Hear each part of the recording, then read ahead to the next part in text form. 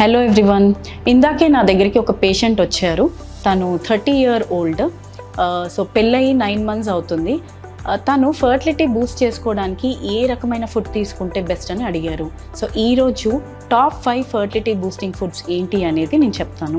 This is doctor Kranthi, fertility consultant at Hegde hospitals, Hyderabad. So first వచ్చేసి green leafy vegetables. ఇవి spinach, methi and amaranthus. వీటిలో folic acid అనేది ఎక్కువ ఉంటుంది. ఇవి DNA ఫార్మేషన్తో పాటు ఎగ్ డెవలప్మెంట్కి చాలా యూస్ఫుల్ అవుతాయి. అండ్ బేబీస్లో కూడా న్యూరల్ ట్యూబ్ డిఫెక్ట్స్ని ప్రివెంట్ చేస్తాయి. సెకండ్ వచ్చేసి హై క్వాలిటీ ప్రోటీన్ లైక్ ఎగ్స్లో, పనీర్లో, లెంటిల్స్లో అండ్ ఫిష్లో ఈ హై క్వాలిటీ ప్రోటీన్స్ ఉంటాయి. సో ఇవి ఎగ్ గ్రోత్కి చాలా యూస్ఫుల్ అవుతాయి. దాంతోపాటు బ్లడ్ షుగర్స్ని కూడా స్టెబిలైజ్ చేస్తాయి. థర్డ్ వచ్చేసి హోల్ గ్రెయిన్స్ అంటే బ్రౌన్ రైస్, ఓట్స్, మిల్లెట్స్. ఇవి ఇన్సులిన్ రెసిస్టెన్స్ని తగ్గించి బ్లడ్ షుగర్స్ని స్టెబిలైజ్ చేసి అండ్ హార్మోన్స్ని బ్యాలెన్స్లో ఉంచుతాయి. దీనివల్ల ఇది PCO పేషెంట్స్లో చాలా యూస్ఫుల్ డయట్. అండ్ నెక్స్ట్ వచ్చేసి antioxidant rich diets like pomegranate, citrus fruits, అవకాడోలో. వీటిలో చాలా ఎక్కువ యాంటీ ఆక్సిడెంట్స్ ఉంటాయి.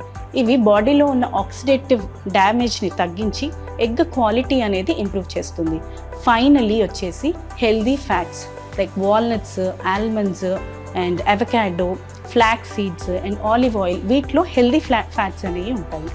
సో ఇవి ఎగ్ గ్రోత్ అండ్ డెవలప్మెంట్కి యూస్ఫుల్ అవుతాయి. అలాగే బ్లడ్ షుగర్స్ని కూడా స్టెబిలైజ్ చేస్తాయి.